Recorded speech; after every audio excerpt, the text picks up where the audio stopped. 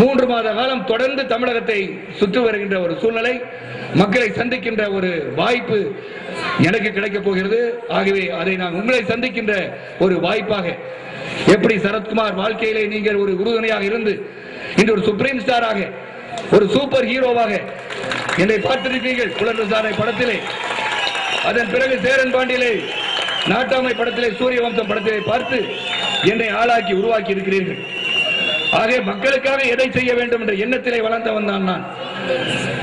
எப்பொழுதுமே மக்களுக்கு, பிறருக்கு நாம் எப்படி உதவி செய்ய வேண்டும், என்னை இன்னைக்கு ஒரு ஆளாக்கி, ஒரு பிஎஸ்சி பட்டதாரி, கணிதம் பயின்றவன் நான், கடுமையான உழைப்பாளி, கணிதம் பயின்று விட்டு ஒரு வேலைக்கு போயிருந்தா 5000 ரூபாய் சம்பாதிச்சிருக்கலாம்.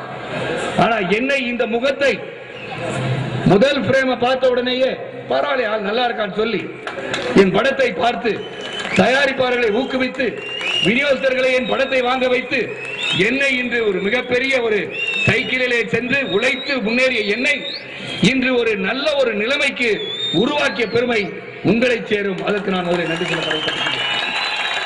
ஆக உங்களுக்கு நான் என்ன செய்ய வேண்டும், என்னை வளர்த்து ஆளாக்கிய தமிழக மக்களுக்கும் தாய்மார்களுக்கும் என்ன செய்ய வேண்டும் என்ற எண்ணம் தொடர்ந்து என் மனதில் இருந்து கொண்டே இருந்தது. ஆக அந்த எண்ணத்தின் ஒரு விடியல் தான் அகில இந்திய சமத்துவ மக்கள் கட்சி. இங்கு எங்களுக்கு பதவி மீது ஆசை கிடையாது. எங்கள் கட்சிகள் ஜனநாயக முறையில் நடத்தப்படுகின்ற கட்சி. ஏற்கனவே மயிலை மாங்கலை சொல்லிவிட்டேன்.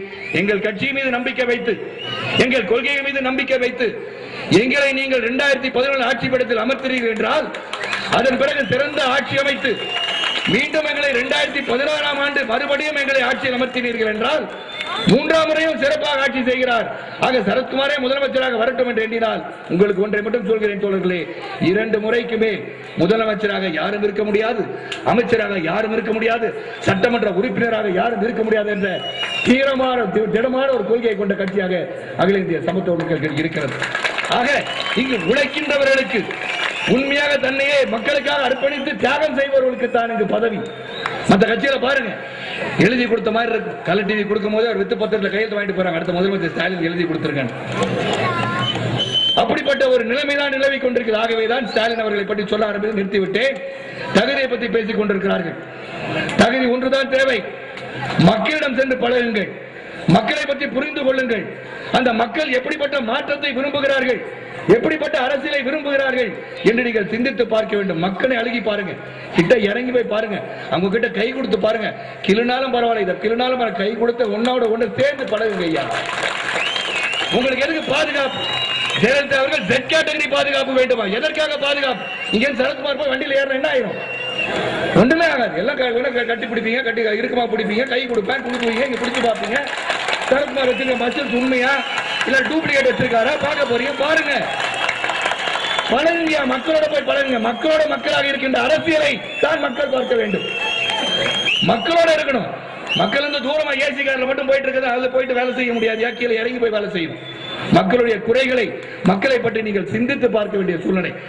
மக்களை சிந்திக்க வைக்க வேண்டும். சிந்திக்க வைக்காம இலவசத்தை கொடுத்துக்கிட்டே இருப்பாங்க. மறந்துடாது, ஏமாந்துறாரு இனிமே.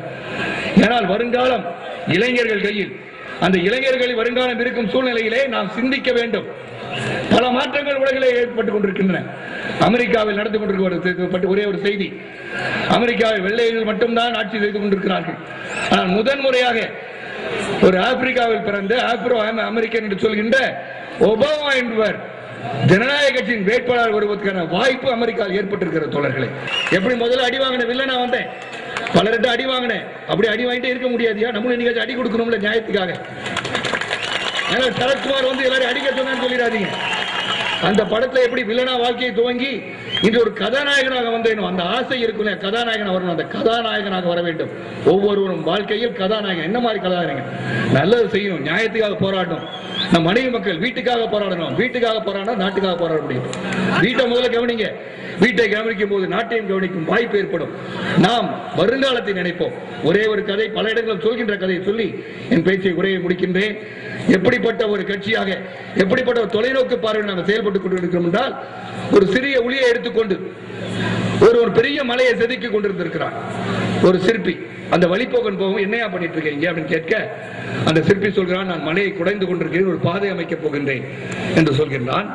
அதுக்கு தான் இருக்கிறது. இந்த மலையை சுத்தி போனா 2 நாள்ல போய் சேர்ந்துடலாமா, அதுக்கே நீ கஷ்டப்பட்டு இருக்கேன்னு கேட்டதுக்கு அந்த சிற்பி சொல்கிறான், இல்ல இந்த பாதையை நான் வகுத்தால், இந்த பாதை ரோட நான் போட்டேன்னா செதுக்கி அரை மணி நேரத்தில் நாம் அந்த மலைக்கு அந்த பக்கம் சென்று விடலாம் என்று சொல்ல, அந்த வழிபோக்கன் இந்த மலையை குடைந்து அரை மணி நேரத்தில் அங்கு செல்வதற்கு நீ பாதை அமைப்பதை பார்ப்பதற்கு நீ இருக்க மாட்டேயே தோழா என்று கேட்டதற்கு அந்த சிற்பி சொன்னான், இந்த பாதை எனக்காக வகுக்கவில்லை, வருங்காலத்தில் இந்த பாதையில் நடக்க வருகின்ற இளைய சமுதாயத்திற்கும் வருங்கால இளைஞர்களுக்கும் வருங்கால நமது சந்ததிக்கும் இந்த பாதை அமைக்கிறேன் என்று சொன்னானே, அப்படிப்பட்ட பாதை அமைப்பதற்காக வித்திட்டு இருக்கணும் தோழர்களே, பெரியவர்களே, தாய்மார்களே. அந்த சிற்பியை போல அகில இந்திய சமத்துவ மக்கள் கட்சி உங்களுக்காக பாடுபடும் கட்சியாக வளரும், உங்கள் வாழ்த்துக்களுடன் வரும் என்று கூறி, உங்களுக்காக உயிரின் மூச்சையை விட தயாராக இருக்கின்றோம் கூறி, நல்லது நடக்கும், தமிழகத்தில் மாற்றம் வரும் வரும், ஒகேனக்கல் கூட்டுத்திட்டம் வீட்டு கூட்டுத்திட்டம் நிறைவேற்றும் வரை இறுதி வரை போராடும் என்று கூறி அனைவருக்கும் மீண்டும் முறை நன்றி கூறி விடைபெறுகின்றேன். நன்றி, வணக்கம்.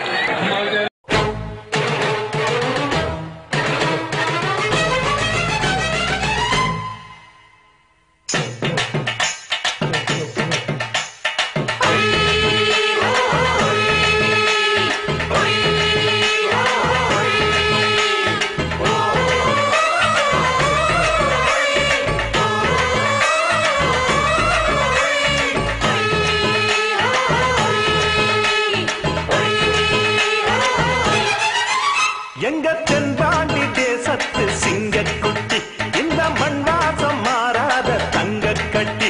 எங்க தென்பாண்டி தேசத்து சிங்கக்குட்டி, இந்த மண்வாசம் மாறாத தங்க கட்டி.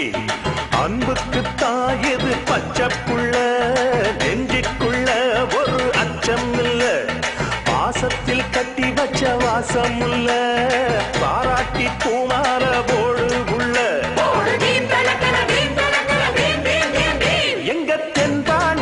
சத்து சிங்கக்குட்டி, இந்த மண்வாசம் மாறாத தங்க கட்டி. சிங்கக்குட்டி, இந்த மண்வாசம் மாறாத தங்க கட்டி.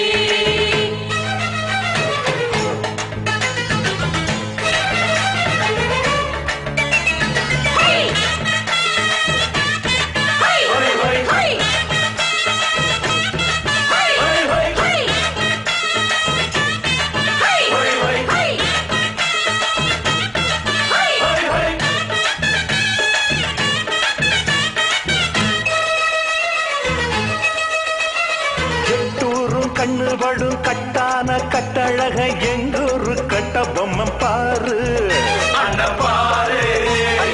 அஞ்சாத பீமனுக்கு சிங்கார ராமனுக்கு கொண்டாங்க மல்லியப்பு தேரு.